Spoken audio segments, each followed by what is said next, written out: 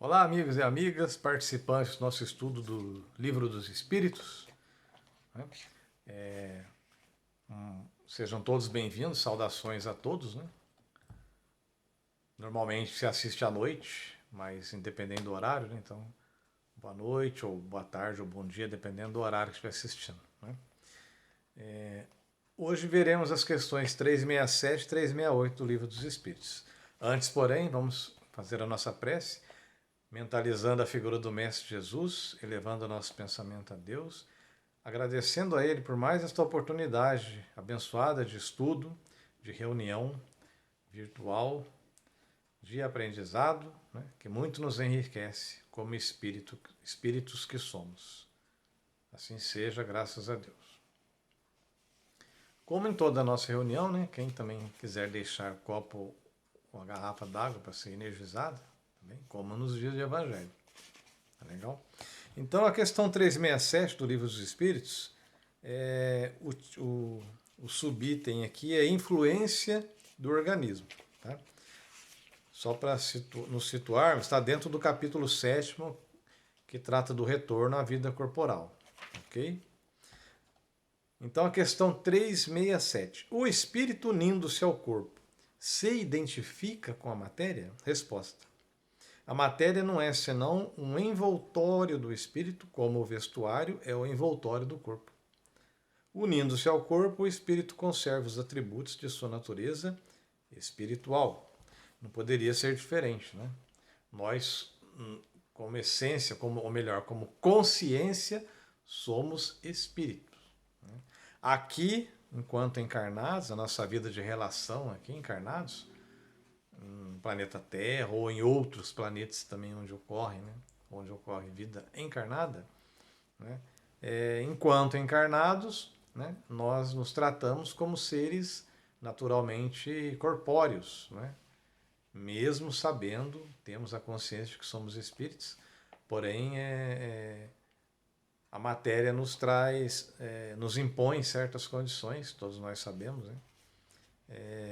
Relacionada à alimentação, a repouso, a limitações de ordens diversas, né? Ainda considerando determinadas características físicas de cada um, não é verdade? Sempre obedecendo às leis da reencarnação, né?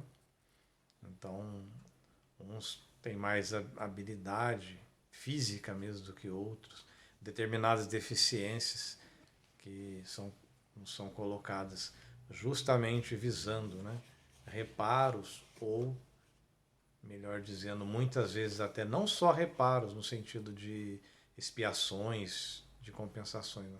Muitas vezes até como provas ou mesmo como a pedido do espírito, né, para o seu avanço mais rápido, ou provas, inclusive, envolvendo aquelas pessoas queridas que nesta encarnação fazem parte do núcleo familiar, do grupo de amigos, principalmente família, né? Para que se alcancem mais rápido os resultados esperados, né? Enfim. Então aqui, antes de lermos o comentário do Miramês dessa questão 367, pedimos licença rapidamente para revisar aqui 3 questões que tratam da matéria e que nos auxiliam.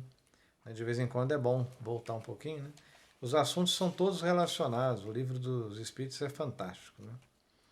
Então, rapidamente, vou ler aqui, lá na questão 25. A questão 25 está dentro do capítulo 2, que trata dos elementos gerais do universo. Né? Quais são os elementos gerais do universo? Né? Deus, que é o nosso Pai Criador, né? O princípio inteligente, causa primária de todas as coisas, né?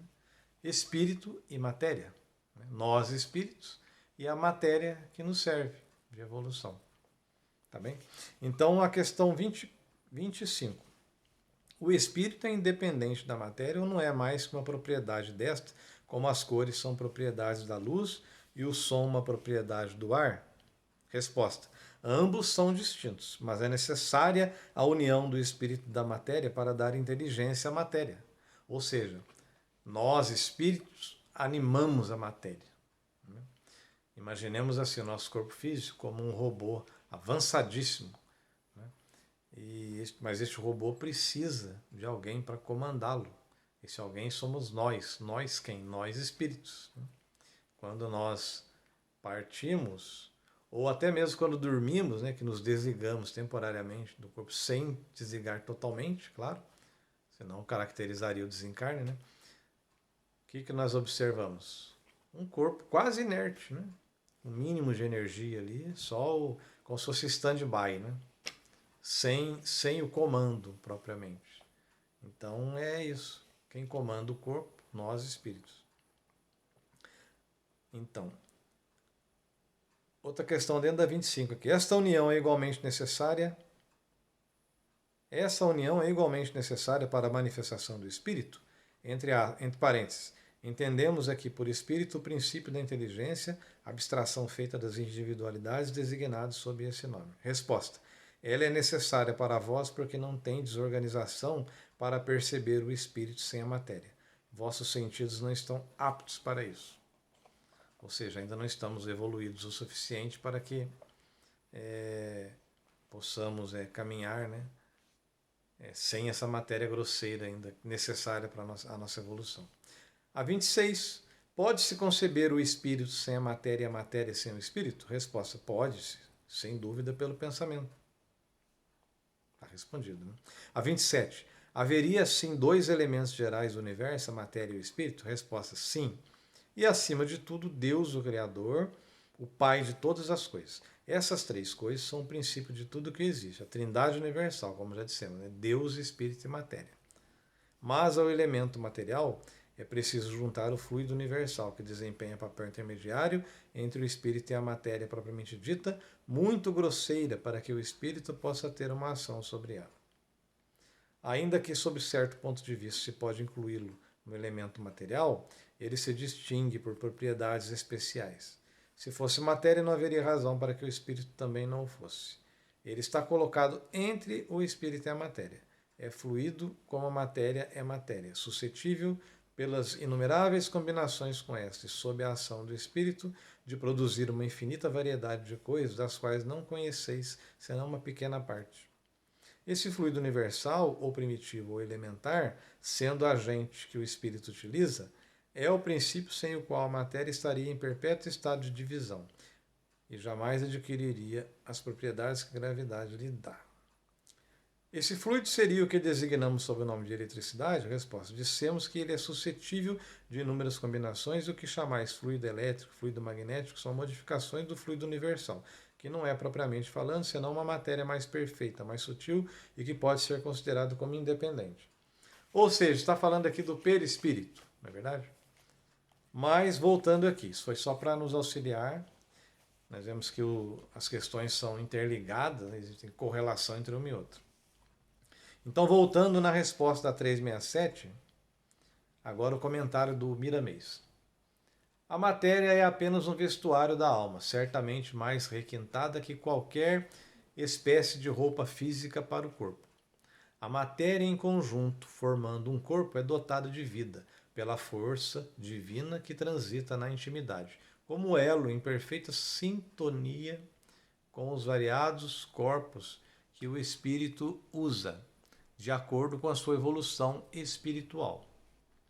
Observando uma fruta, notaremos que os corpos que guardam a sua essência se sucedem, desde a película que envolve a semente à casca mais grosseira que a protege efetivamente. Assim é o espírito. Ele se reveste de variados corpos para cumprir sua missão no mundo. Mesmo onde trabalhamos, agora ele está falando Miramês, lá como espírito desencarnado, lá no plano espiritual. Mesmo onde trabalhamos, no mundo espiritual necessitamos de muitos corpos para a estabilidade dos nossos dons espirituais. Um outro exemplo bem simples. A água que corre para as casas não pode chegar lá para seu consumo sem os canos que as conduzem. As caixas d'água, as torneiras e os filtros. Ou seja, ela precisa de algo que lhe sirva, né, que lhe dê forma, senão não faz sentido, ela não vai conseguir atingir o objetivo. Isso tudo é Deus operando em toda parte, mas como um só Espírito, na diversidade de todos os seus filhos do coração. O Espírito não herda da matéria, ele se aconchega a ela para manifestar seus atributos de espírito. Mesmo que encontre barreiras enormes, ele consegue mostrar o que é pelos canais dos seus poderes espirituais. Então, está falando de nós, espíritos. Convém ao homem estudar a si mesmo, nunca começar onde terminam as faculdades, principalmente o espírita. Esse deve conhecer primeiramente sua veste de carne, nosso corpo físico, nosso aparelho, nosso instrumento de evolução, né? Para que possa com facilidade adentrar aos outros corpos. É nesse avanço que poderá sentir a verdade e dizer: estou conhecendo a mim mesmo. Estou adentrando na verdade em busca da libertação. O espírito, quando se une ao corpo, por vezes apaga suas aptidões em estado de prova, mas elas não morrem, podem atrofiar-se para que, no porvir, cresçam mais. As provas são para despertar a alma para uma aventura maior. Mesmo com a doutrina dos espíritos se fazendo presente no mundo, com toda a sua riquíssima literatura mediúnica, ainda existe muito a aprender, porque a revelação tem que ser gradativa. Isso é lei espiritual. Grandes instrutores do mundo maior estão filtrando essas revelações porque a verdade, onde não pode ser dita, pode causar desarmonia. Tanto quanto o amor, onde a compreensão não se encontrar elevada na pureza dos sentimentos. O que somos não podemos esconder, mesmo revestidos por um corpo de carne. Os talentos espirituais se afloram, dando a conhecer quem ali se encontra. Certamente que, tendo um corpo de instrumento, esse defeituoso impede a alma de certas atividades, mas logo se nota que dentro dele se aloja uma alma do porte que ela conquistou na escala da vida. Dentro aqui, gente, é uma espécie de figura de linguagem, tá? Não vamos imaginar que nós, espíritos, estamos dentro, literalmente, do nosso corpo físico. Nós sabemos que nós extrapolamos, né? Temos aí as nossas irradiações espirituais, tá? Não estamos, assim, limitados ao exato contorno do corpo físico, tá? Ele colocou dentro ali no sentido de que o corpo é nossa veste. Bem, mas não quer dizer que nós, espíritos, estamos trancados lá dentro do nosso corpo, não é isso, tá bem? É bom esclarecer, é um modo de dizer, tá? Então, voltar aqui. Mesmo com a doutrina dos espíritos fazendo presente no mundo com toda sua riquíssima literatura mediúnica, ainda existe muito a aprender, porque a revelação tem que ser gradativa. Isso é lei espiritual. Grandes instrutores do mundo maior estão filtrando essas revelações, porque a verdade, onde não pode ser dito, pode causar desarmonia. Eu estou repetindo, tá? Me perdoe. Tanto quanto o amor, onde a compreensão não se encontrar elevada na pureza dos sentimentos. O que somos não podemos esconder, mesmo revestidos por um corpo de carne. Os talentos espirituais se afloram, dando a conhecer quem ali se encontra. Certamente que, tendo um corpo de instrumento esse defeituoso, impede a alma de certas atividades, mas logo se nota que dentro dele se aloja uma alma do porte que ela conquistou na escala da vida. O organismo, em certas circunstâncias, impede o espírito de se mostrar, mas esse, com o tempo, vai dominando todos os departamentos energéticos do próprio corpo e que se mostra na plenitude que conquistou. Que Jesus nos abençoe a todos nas nossas pesquisas espirituais. Então, nós tivemos aí o comentário do Miramês com relação à resposta da questão 367. Ok? Vamos agora para a questão 368. Só abrir aqui. Comentário. Aí. Tá. Vamos lá. A 368, a pergunta é: o espírito exerce com toda a liberdade suas faculdades depois da sua união com o corpo? Olha só como ele colocou: toda a sua liberdade. Vamos ver. Resposta: o exercício das faculdades depende dos órgãos que lhe servem de instrumento. Elas são enfraquecidas pela grosseria da matéria. Segundo isso, o envoltório material seria um obstáculo à livre manifestação das faculdades do espírito, como um vidro opaco se opõe à livre emissão da luz? Sim, resposta. E muito opaco. Pode-se ainda comparar, dentro da resposta ainda, agora é o comentário de Kardec. Pode-se ainda comparar a ação da matéria grosseira do corpo sobre o espírito à da água lamacenta, que tira a liberdade dos movimentos dos corpos aos corpos nela mergulhados. Né? Então é claro, como a gente já, de certa forma, já antecipou o comentário na própria 367, né? Algumas vezes nós percebemos isso, né? No nosso corpo físico, certas limitações, né? A gente quer desenvolver algo, a gente sente que tem dentro da gente algo que a gente quer fazer, mas o corpo não obedece, não deixa. Muitas vezes a gente não veio. A gente já traz isso até de conhecimento de outras vivências aqui encarnadas, já desenvolvemos isso. Nada se perde, tudo que nós vivemos e aprendemos, mas não é conveniente aos planos da nossa atual encarnação que nós tenhamos essas manifestações todas de uma vez. Não seria produtivo. Um exemplo, né? Digamos assim, puxa, eu adoro música, mas assim, eu não consigo, eu não estou com um jeito assim de pegar um instrumento e treinar. Às vezes até nós já sabemos, já desenvolvemos isso, só que para essa encarnação não está programado. Então, os nossos instrutores já nos orientaram, falaram, olha, nessa encarnação você vai ficar adormecido, tá? No campo da música. Mas depois que você voltar para o plano espiritual, vai poder exercitar a vontade e nas outras encarnações também, até na Terra já regenerada, quem sabe, olha que maravilha. Então muitas vezes é isso, tá? A gente não deve se sentir frustrado por causa disso. Não serve aqui, não estou desmotivando ninguém. Eu falei da música, né? É o meu campo também, adoro música, né? Toco um instrumento também, mas foi só um exemplo, tá? Tem tantos outros. Então tudo nós devemos mentalizar assim, isso é útil para o meu, não só para o meu crescimento pessoal, mas assim, isso vai me ajudar a trabalhar em prol de muita gente, né? Auxiliar no crescimento de vários irmãos, que assim eu também cresço, não é verdade? Então é esse o questionamento que a gente tem que fazer, para a gente compreender por que eu tenho esse corpo, né? E o que eu posso fazer com esse corpo.